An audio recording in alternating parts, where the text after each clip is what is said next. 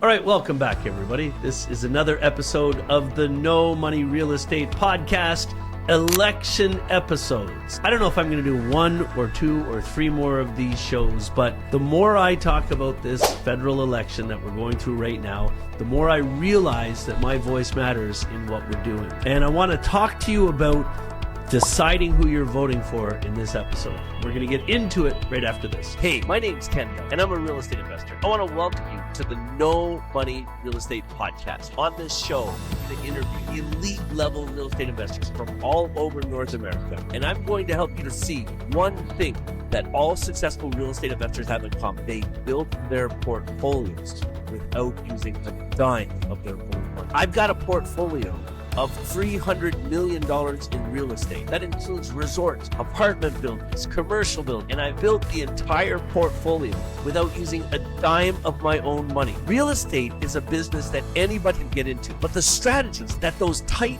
real estate investors use to build massive portfolios have been kept secret for decades. Now, because of this show, I'm going to reveal them to you. So let's get started. All right, isn't it cool the way the rhetoric is going crazy right now? Like, if you're a real estate investor in Canada and you're not paying attention to this election, then stop investing in real estate and go get a job. Because Canada is at a pivotal point in its journey, and it's all going to come down to who's running this country and what the decisions they make are. But listen, let's review the facts. We're in a major housing crisis, and there's a couple reasons that housing crisis is happening. Number one, there are not enough real estate investors in Canada. It goes to reason that if there are more people in real estate investing, there are going to be more houses built. But that's not happening. And to be honest with you, today is a horrible time for people to be getting into real estate investing. Now, I know that's going to sound weird coming from me because I'm the guy that's got this massive agenda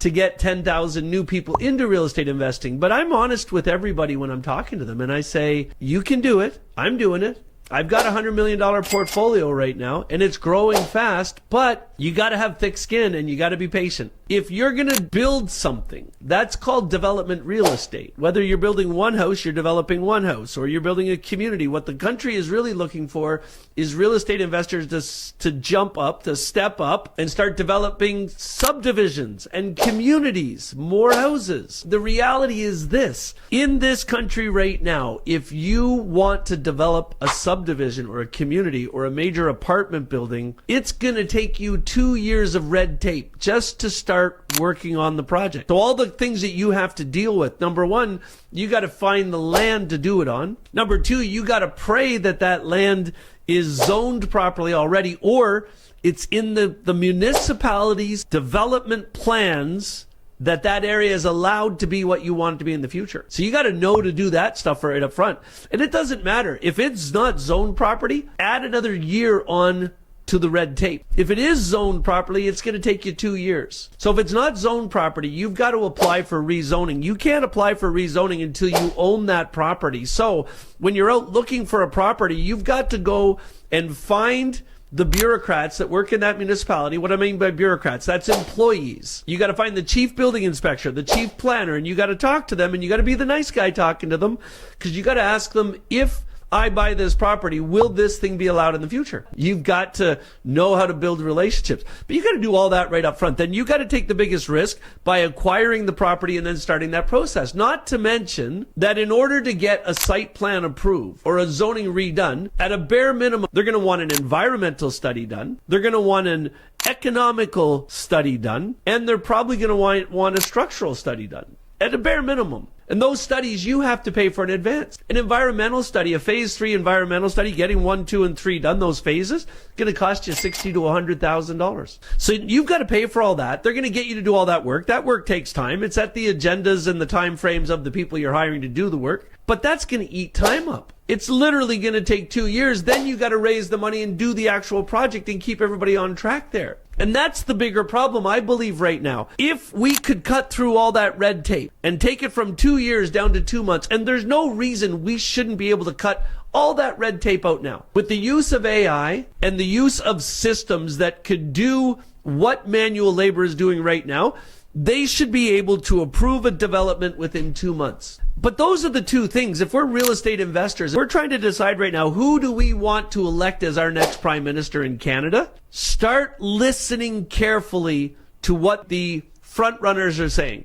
And with all due respect to Jagmeet Singh, brother, I apologize. I love your message. I think you have said the most resounding thing so far when it comes to real estate investors in this country. When you announced the idea in Vancouver, you announced this, that you would, if you were elected, you would apply the same strategy to average Canadians that developers are getting in terms of CMHC support in buying their first houses. I thought that was freaking brilliant. I think that's the most resounding thing I've heard so far. But unfortunately, as we know, 3 weeks away from the election now, there isn't really much of a chance of you winning the election. So get more people in the New Democratic Party elected and get yourselves into that same position that you had with Trudeau, where you actually call the shots. Because you deserve that. Your party deserves that. Canada deserves that. Now let's talk about these two front runners. When you're listening to Pierre Poilievre or Mark Carney, do not make your decision yet. Let your decision be made on Election Day on April 28th.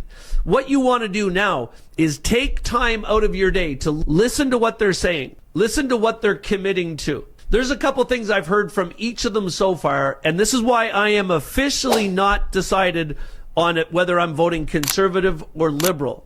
Poilievre made an incredible announcement. He said that if somebody is cashing in on a deal and they're selling something and they have capital gains to report because of that thing, capital gains tax is 25%. He said he's going to waive the tax if that person takes that money and invests it in a Canadian company or a Canadian opportunity within the first 18 months. Friends, that is freaking amazing for developers. That's freaking amazing for average Canadians that have the money to develop. That means more money going into your development projects in Canada. That is huge news. Now, Mark Carney, in his own right, he said several things that tell me that he could be a great prime minister too. At this point in time, I think, here's what I'll tell you. If it's Poilievre that's elected or it's Mark Carney that it's elected, we're going to do good by either one of them. I really believe that. I don't like the way that they're shooting at each other right now. I think that is unhanded and dirty. And I've got some more to talk to you about in that in a second, but just speaking to the point right now, I think that the country will do well being run by either one of these two individuals, primarily because I don't think either one of them will ever make a decision on their own. The prime minister of this country makes all of his decisions based on what's on his head.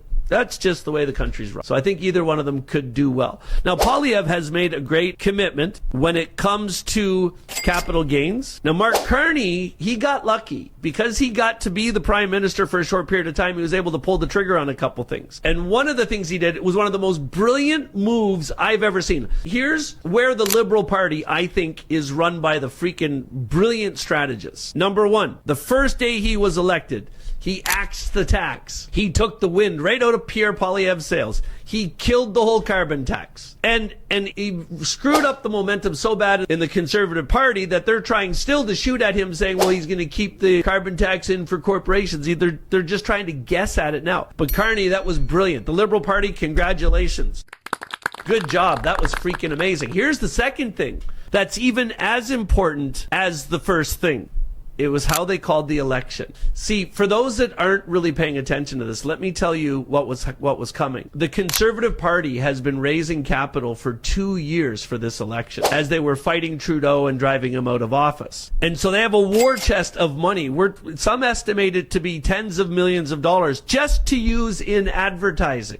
And the Liberals knew this. So when Carney got elected, the Liberals realized the best way for Carney to win the election was to have the shortest election possible. And one of the biggest reasons for that is if it was a 30-day election, which they got to call because he was the prime minister, they get the upper hand in that. The Conservative Party's screwed. They can't spend all that money on ads. It will not work that way. If it was a 6-month campaign, the money that they could put into ads to discredit Carney would have got them elected. But now, because it's a 30-day campaign, it doesn't help at all. It becomes who's the better person, who appeals to the most people. And the other thing the Liberal Party realized, which again speaks to the brilliance of the Liberal Party's executives that figured all this stuff out, because Carney was the prime minister and because Trump is waging war on Canada when it comes to all of these tariffs right now, Carney gets the added benefit of free publicity as the prime minister. So all of these things that are happening when tariff goes back in, you see the way Carney stops the campaign and flies back to Ottawa? That's the way it's reported in the news, and that's what it said. Prime Minister Carney has paused his election campaign to fulfill his responsibilities as the prime minister. He goes back to Ottawa, and every television network is watching everything he says and going to every press conference. Friends, that's election propaganda. That is freaking brilliant. So he's getting all this extra airtime because he's the prime minister. And the way that they're balancing that out and making it work together, beautiful. So as I publish this video on the 15th of April, the 16th of April, depending on when it comes out, the Liberals are ahead in the polls by about 8%. And it's because of the short time frame of the election, the fact that Carney is the prime minister, and we got to give a big thank you to Mr. Donald Trump for creating the controversy that Carney can capitalize on. When I look at these two guys right now, here's what I'm seeing. I'm seeing that the Liberal Party is killing it because they're focusing most of their energy on two simple things: the housing crisis and Donald Trump and the tariff war. Because if you look at this, let's say you get a chance to hire one gun. You get one chance. I want you to go into the chat right now and you give me a name. If you look at these two individuals, now here I gotta preface this by saying, friends, unfortunately, there is a lot of hate by a small subsect of people in Canada for the Liberal Party. And what this subsect of people is doing is they're using propaganda, and they're using hate media, and they're using scam websites to publish fake articles about Carney and the Liberal Party. I put a post on my Facebook page a couple days ago where I talked about Poilievre making an announcement about something and how I thought it was a good idea. And then in that comment, people who supported Poilievre were putting these posts that said, you know, Carney wrote a book 10 years ago, and in this book he said if he was ever elected Prime Minister of Canada, he would implement carbon taxes, blah, blah, blah, blah, blah. The whole post was fake. I read Carney's book. Nothing about that was in the book. And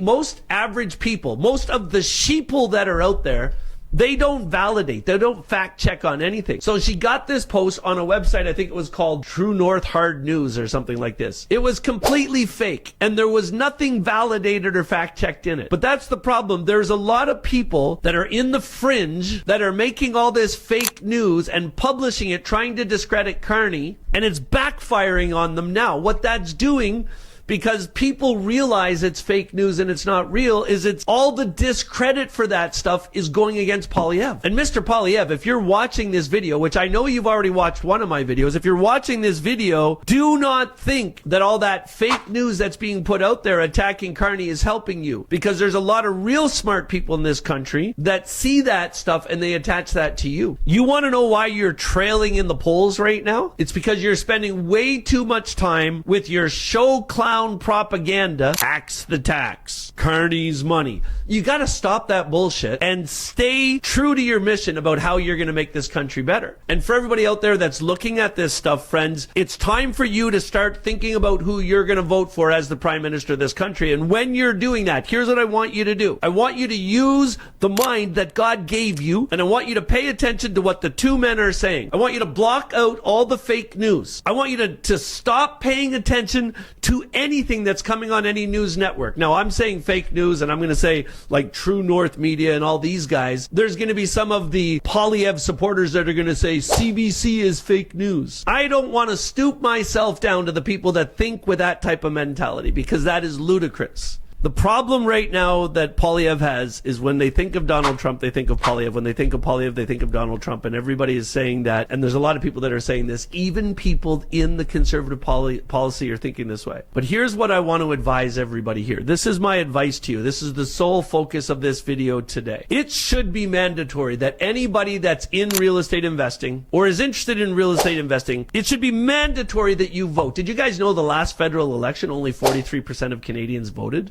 This is the most important election that we have had in our history. The Prime Minister of Canada elected has to redefine our relationship with America and set up new relationships in the international community. And this is where America has screwed the pooch. America right now is the superpower of the world, but being the superpower of the world means you have to lead with love. And let me explain what I mean by that. Donald Trump took a chance. He believed that he could come into office and he could lead with an iron fist. And he could get more money from America and exert America's supremacy by tariffing the hell out of everybody else and proving that America was strongest. But that is a short-term way of thinking. What Donald Trump has actually done is he has driven all of the B players into conversations where they're all talking now. And Canada, you watch what happens. Canada is going to come out as the new leader of leaders. Canada is going to be the pivotal country because we're located north of America that's going to broker new relationships with all the European Union countries, with the United Kingdom, with a lot of Asian countries, with Australia, with all these countries, and they're going to create a new superpower. There's going to be a new world order. And in Trump's mind, Trump thinks America is going to be that new leader of the new world order. But it's not. It's going to be a consortium led by Canada. So when we're thinking about who we're going to elect in this election, it's got to be Mark Carney or Pierre Poilievre. And you have to believe in your heart that the person you vote for is the most qualified to lead our country into our evolution and a world leader amongst leaders. And you have to ask yourself, who's the right man to do it? And if you're listening to all the rhetoric and all the fake news that's all saying the Jehovah is Poilievre, you're making a drastic mistake. Here's what I want you to do for the next 2 weeks. Take extra time and listen to every speech these two men make. Pay attention to what they say about real estate investing. Pay attention to what they say about new programs for building homes. Pay attention to how much time they talk about how they're going to make Canada better and how much time they talk about fixing Canada and Canada's broken and the other guy's the asshole. Vote for the guy who has the most sound plans in place to bring our country to the next level. Hey, I want your comments in the chat, and I hope I pissed off some of you. I want you guys to tell me in the chat what you really think. And if you're way over on the blue side and you love Pierre Poilievre, then go into the freaking chat and tell me why you love him so much. And if you think Carney's an asshole and he couldn't run his way out of a paper bag, go into the chat, put all your blasphemy in the chat. Let's have a real rigorous debate in this chat. We'll see you soon.